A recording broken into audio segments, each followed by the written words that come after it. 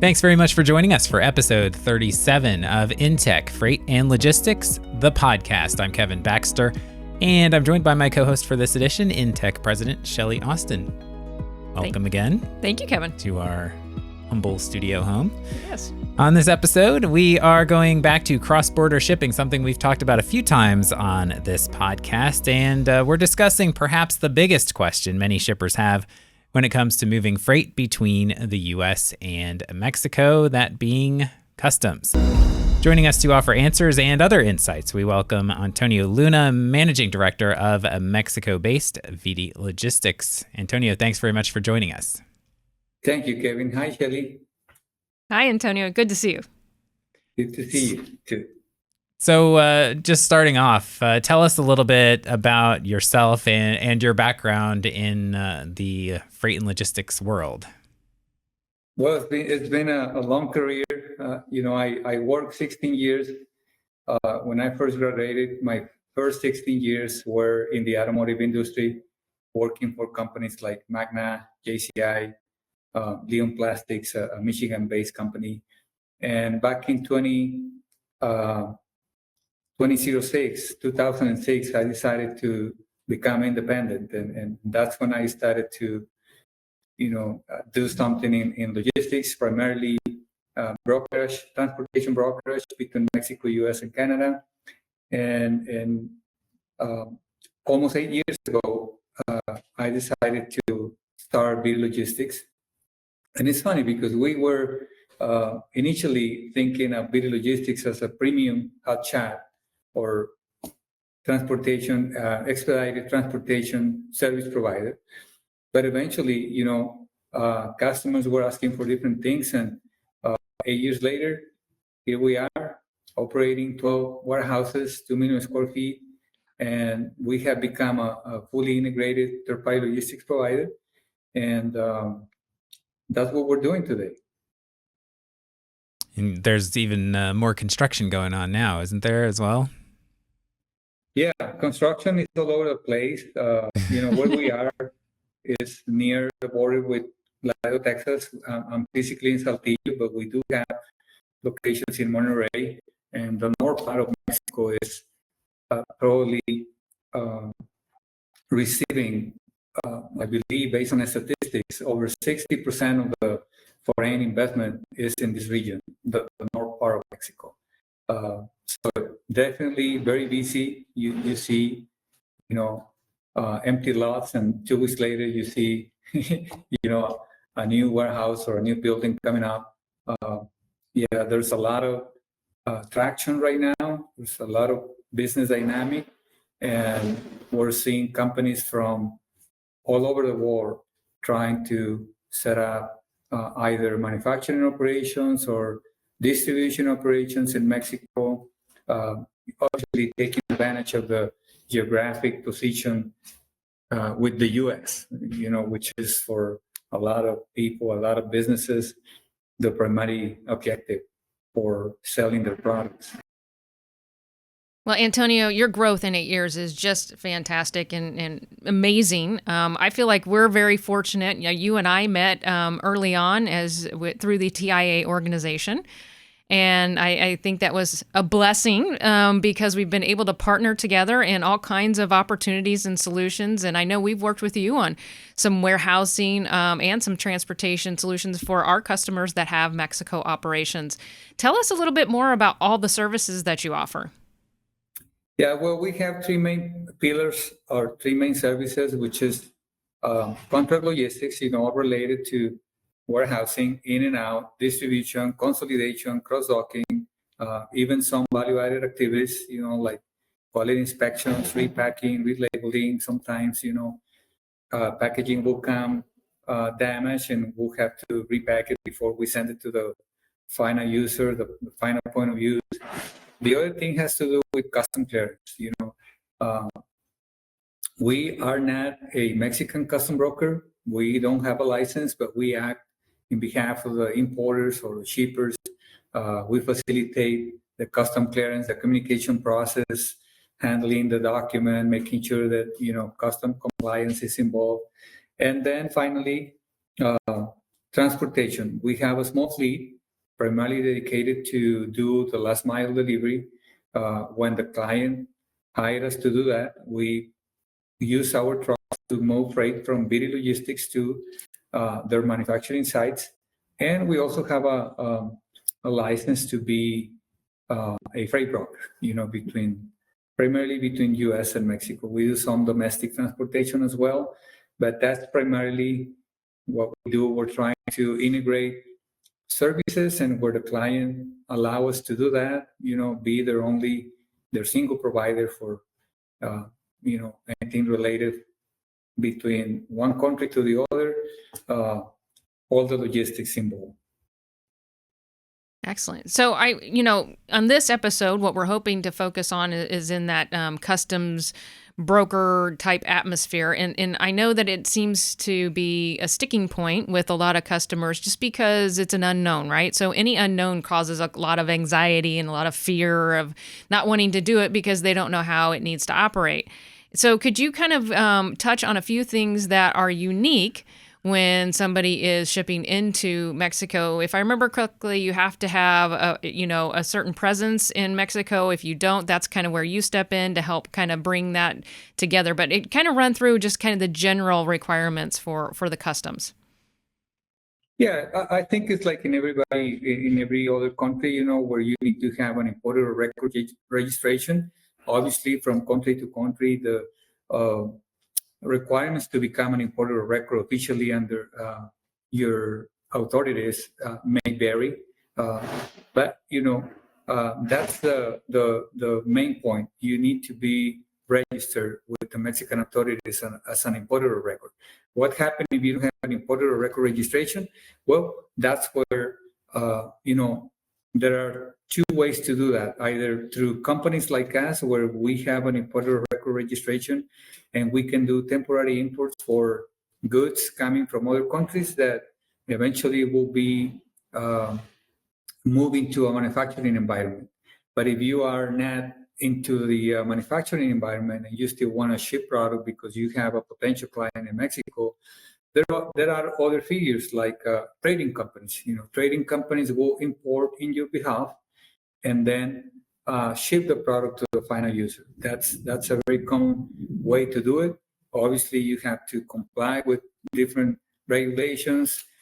You have to validate your HS code, make sure that you are good not only with duty payments, but also with, in some cases, non-duty regulations that are hard to comply depending on what you're trying to import. And obviously, like any other country, we have sensitive products that, where we put different requirements trying to protect our national production. And that's basically it. Besides that, you need to obviously have your certificate of origin, your commercial invoice, your packing list. Those are the basic documents that you need to provide when you are shipping goods across the country. Is there anything different in terms of the different freight modes, whether someone's crossing over the road or crossing via rail? Yeah, it varies. For example, if you come over the road, you have to go into a random inspection system where, obviously we call it green light or red light. If you have a green light, then you're good to go. If you have a red light, even a yellow light, that means that either you need to go to the authorities to review your documents, or they will do an intensive inspection where they offload the product, make sure that, okay, if you are declaring tennis kits, you have actually tennis kits. They can even have the right to count bundles, boxes, any kind of detail. And this depends on the commodity that you're importing. The HS code may have a flag because it's sensitive. So that's what it is. It's very straightforward with over-the-road mode. But if you move, for example, to ocean, when the vessels arrive to the port, they are offloaded, and the port handling companies are approved by the government in particularly talking about Mexico, right?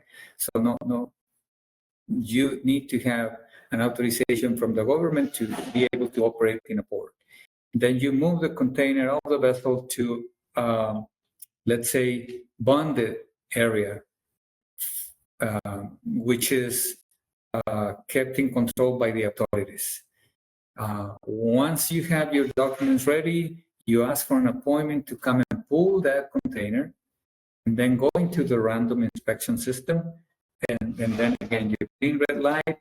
Before, if everything goes well, you continue your transit, or you go into an inspection. That is a slightly different, take a little longer time, because obviously, big cranes are moving the containers. The process is a little more slow, if you will. But I think you need to consider a little bit of extra time when you're talking about ocean freight. So, Antonio, how about the difference between intermodal, rail, and truck as far as customs clearance? A lot of the intermodal solutions now are steel wheel versus rubber tire, so they're going all the way into Mexico before they're not stopping at the border for clearance. Can you kind of touch a little bit on the differences there? Yeah, depending on how you set up your routing and your customs portion, you can come all the way through and then do the clearance inside Mexico. Use different ports of entry that are authorized again by the authorities. Our specific case is here near Monterrey, where you can come and then do the customs portion, and after that go to the final delivery. It's basically, the process is basically the same. You process your documents, you go into the random selection process of your green red. But I think a lot of people now is turning their eyes into intermodal, not only because it can be more cost effective, but sometimes the ports of entry may get congested, and they try to find alternative ways to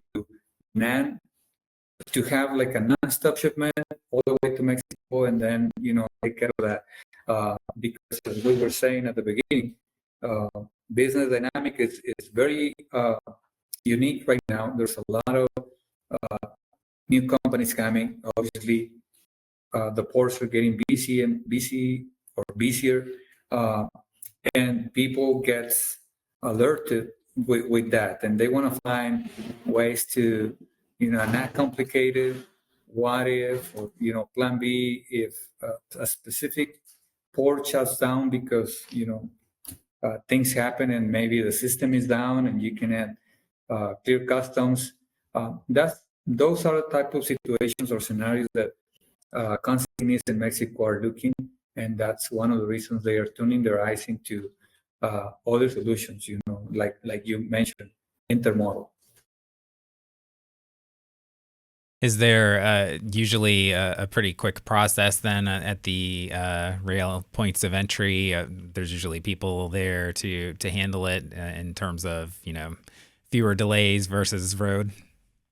I would say so. Obviously, any system or any port bank can be down because of the system fails or things like that. But I think if there is a good onboarding process from the first shipment, and everybody understand exactly what kind of paperwork they need to have ready, what parts are involved in each of the processes, you should be okay. I think it's more the fact that sometimes there is not a good amount of time invested before a transaction or a first shipment is going to happen. And then when you arrive to customs, things are not right. And obviously that causes some delays. So you mentioned special cargo. What are some of the types of cargo that maybe people don't think about, or just pieces of cargo that do require that sort of extra level of documentation? From the experience we have participating primarily providing services to manufacturing companies, I would say that steel has special requirements. It's a sensitive commodity. You need to provide mill certificate and a few other documents different than when you import automotive components, for example, that are not that type of commodity. When you talk about textiles for automotive, there are certain requirements that you need to comply, and then you probably have to pay some duties depending on the country of origin. And I think I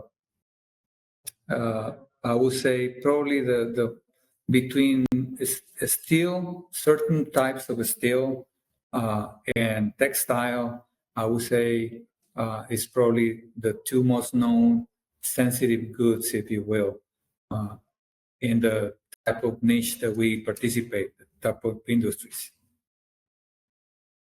So you mentioned yellow light and green light situation, yellow light, green light, and red light. So what are the common mistakes that you see get people into that yellow or red light situation in terms of customs?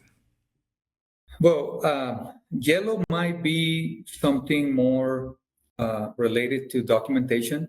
For example, let's say you bring an inbound shipment from Canada, you're trying to take that across the bridge, the border, but you have forgotten to cancel the bond when you are leaving the U.S. So that can be a yellow light, for example. You need to go back to U.S. Customs, present that. When you file the entry, there are many codes that you have to type into your entry depending on your customs strategy. So let's say you're using, just to give an example, A1 all the time, and then suddenly you don't put A1 and you put B1. That's gonna probably bring a flag, and that would take you into yellow, right? It doesn't necessarily mean you're doing something wrong. It's probably you type something wrong. There's an incorrect data that you need to fix. And red, based on my experience, is a combination of your records as an importer of record, and sometimes customs may say, we want to check this commodity. We're going to check 10% of the shipments that has this commodity. So it's random. At the end of the day, it may be directed by those type of either your records or a specific program or initiative that customs is into for one commodity or things like that. So, Antonio, you mentioned something that I thought was very important when you mentioned, a lot of people, some of the mistakes that are made is because they rushed too quickly before they start shipping into Mexico. And it's very important to take the time in advance to understand those things. So knowing that, one of the key things that we've found in partnering with yourself and your team is that you can help guide people that haven't shipped into Mexico before. You can help guide them in setting all that up beforehand to try and prevent some of those issues that could create some of the delays or stumbling blocks afterwards. With that, what would you say? For us, we think it's very, very important on having the bilingual ability there in Mexico to be able to talk with the receivers, be able to talk with the folks, and be able to communicate properly on both sides, U.S. and Mexico. What are your thoughts on that in regards to having that as a key benefit to making a smoother process? Yeah, it's probably one of the advantages because for people that is for the first time dealing with Mexico, for example, even in 2024, they may still think that, I don't want to call a supplier in Mexico because they are not going to be able to communicate properly with my team, with my staff. Language barrier is something that is always there. But I think they will find that there are multiple companies that can do this type of service. That can communicate properly, either written or in a phone call, video call. It's just a matter of having an open mind, if you will, and say, okay, they are the experts in their country. Not to say that they are not, but dealing with Mexico, if they have a first-time experience, just trust in a company like us that will be able to guide them, like you say, and make sure that we describe all the different things that will be required beforehand to make sure that we prepare in anticipation, and that whenever the first shipment comes to Mexico, it will be very smooth. So the same would probably go then once you kind of go over what the shipper needs to do. Are you there also kind of double checking the work to make sure that A1 is an A1 and not a B1 or things like that? Yeah. Again, a lot of times they will have already some staff members in their Mexico operations, so we can work with them and just if they allow us to, we can certainly participate in reviewing all the different aspects of their operation, because customs is strictly related to the taxation system in Mexico as well. What you do in customs will have a direct impact on your taxes. How your taxes are treated depending on, the strategy that you choose for your international trade activities. So it's not just the initial crossing situation. And there's what's the difference really then in terms of the types of costs you might bear if you maybe go the wrong direction with something? Well, the thing is that it relates directly to some Mexican government programs that are approved and are operating to benefit and to work towards foreign investment. For example, I don't know if you have heard the program called IMEX, IMMEX. Used to be before that program, it was called Maquila. So what that means is that the government will grant you that program and allow you to do temporary imports into Mexico of your raw materials that are directed to your manufacturing operations without paying taxes, because eventually those goods are going to be shipped or exported back to US or another country, right? So because the government grant you that program, that's a big benefit, but it comes with obligations. It comes with certain requirements, right? Nothing is just for free. So you No free have to lunches. comply with an automated inventory control system, which it doesn't have to do anything with your WMS or with how you control your inventory in your ERP. This is strictly for customs. You're telling customs, I'm importing 10,000 pallets. You need to prove that those 10,000 pallets were shipped back, were exported. If you don't export it within a certain period of time, then you have to either pay taxes, right? So those are the type of things that are strictly related with your taxation system. Again, it's customs, but at the end of the day, if you don't comply with the IMEX provisions, then you have to pay your taxes. So in terms of getting back to the actual delays, obviously you said that there's a lot of randomness to it, but if there's a mistake, whether it's intentional or not, how long do you see some loads getting held up? Is it does it vary again, or and how long is like a worst case scenario, would you say? It depends. Again, it all goes back to your records. Because if you, let's say you put 20 skids, but for whatever reason, the forklift operator loaded 22 skids, it can be just as easy as to, okay, you need to amend your entry and that's it. But it depends again on the commodity, how severe is your penalty or your delay may be directly related to your records, the type of good, and the type of discrepancy, if you will, right? If you declare $10,000, but the value of the goods is 1 million, then there's something wrong, right? Right. Yeah. So again, it varies. It varies. It can be just a discrepancy. It can be a typo. You know, you put a zero before a one or a one before zero and make a different HS code.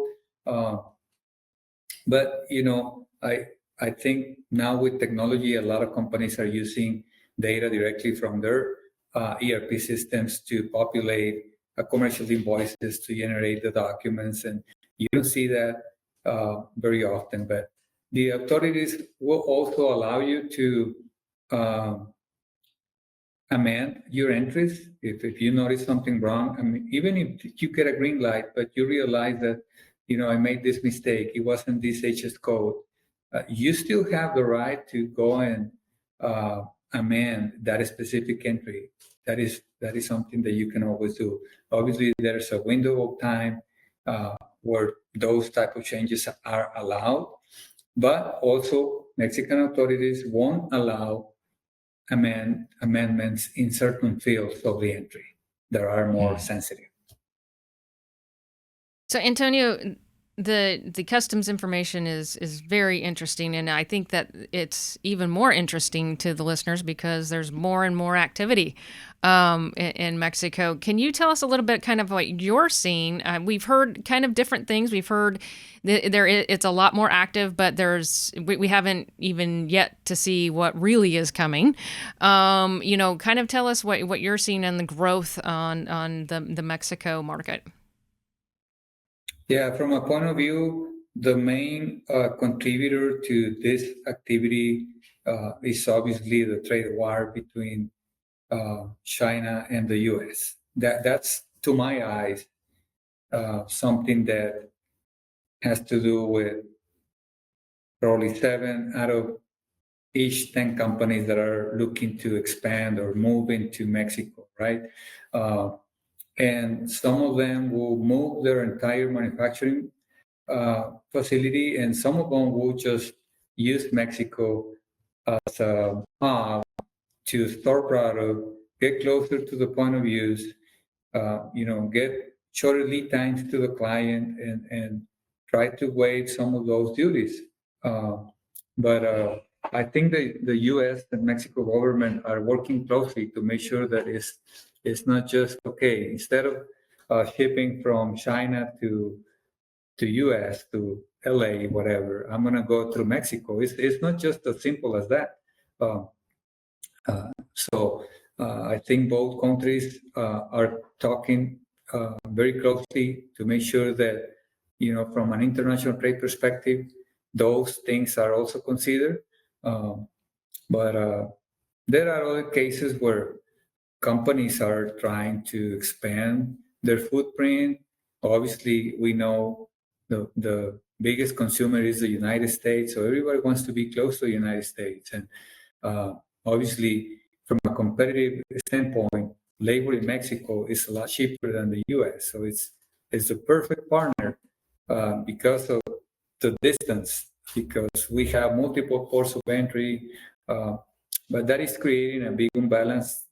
We used to have that imbalance of northbound versus southbound, where going north, we don't have trucks, and there are a lot of companies that are bringing goods from Asia, doing some transformation in Mexico, and they need to ship, and they are big exporters. So that's why a lot of companies are paying return loads from the border to the point of use just to make sure they have enough capacity. And that's another reason why people is looking into intermodal as another potential solution. And so very interesting. There's a lot of construction going on. Rates for buildings are all over the place. The big announcement of Tesla obviously came and moved, shake us. And now we don't even know if that plant is going to be installed. There's a lot of uncertainty, but who knows? I think at the end of the day, there's a lot more competition, and obviously there are a lot more companies coming, primarily from Asia. Well, you mentioned intermodal being an option that more and more folks are looking at. Are you also seeing that the service level and the options there have increased to make it more worthwhile? Yeah, I think with the time, users are becoming more open to this type of service. When they hear rail, they always relate to longer lead time, slow service, and I think those stigmas are disappearing. There's a lot of companies that are offering this type of service, very reliable, very agile, customs wise. You don't see an issue. So more and more, I think shippers will have to explore, depending on their own footprint between northbound, southbound. What's my ratio? If I can bring my own trucks that I'm going to use to export, I'm fine. But if not, then you have to find out ways to do that. And even companies are opening distribution centers at the border, so they use a Mexican carrier only to move the freight, the Mexico portion, get it across the border, and then once you are in the U.S. side, your options multiply. You have from owner operators to small trucking companies, medium-sized trucking companies, to obviously the big transportation companies. So it's a lot of different things that are happening, but obviously I see that intermodal is getting big traction in Mexico. So I guess the last question for me, at least, is in terms of all of the opportunities there, is now a good time for somebody who maybe has been hesitant to start shipping cross border to jump in? I mean, obviously, it seems like there are a lot of opportunities with great logistics companies like yours and the freight modes with intermodal getting better and everything. Is now a good time to jump in? Yeah, I would say so. Not only for shippers, also for logistics company, transportation companies that are, in the past probably evaluated whether they open an office in Mexico or not. I see more and more logistics companies from the U.S. Setting up offices in Mexico. I think there's a great opportunity. It's good for the shippers because at the end of the day, competition, will make them to get not only good rates but good service, and that will push us to, just innovate to stay competitive and to survive because there's a lot of competition.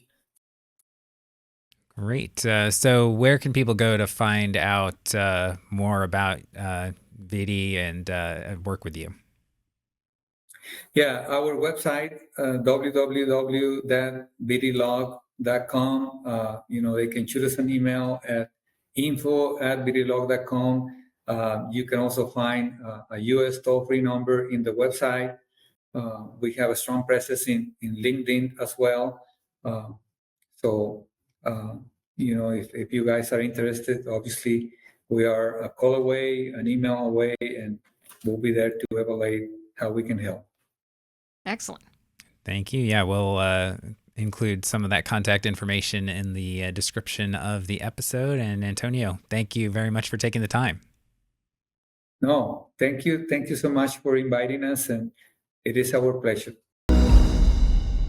Another very interesting conversation. I think, hearing a lot of the detail of the customs side of things here actually made me think it's maybe not so scary compared to, we've talked about it as sort of a boogeyman out there, but Antonio made it seem a little less scary to me. Yeah, I think that's the important part. I mean, having a partner that understands it and can walk you through all the steps is really get you past all those anxieties, because it is unique to the different things that you have to do, but they know all that. Yeah. And so to be able to partner with somebody that can help walk you through it really helps with that transition and that movement of the product to where you don't get hung up and have a lot of delays.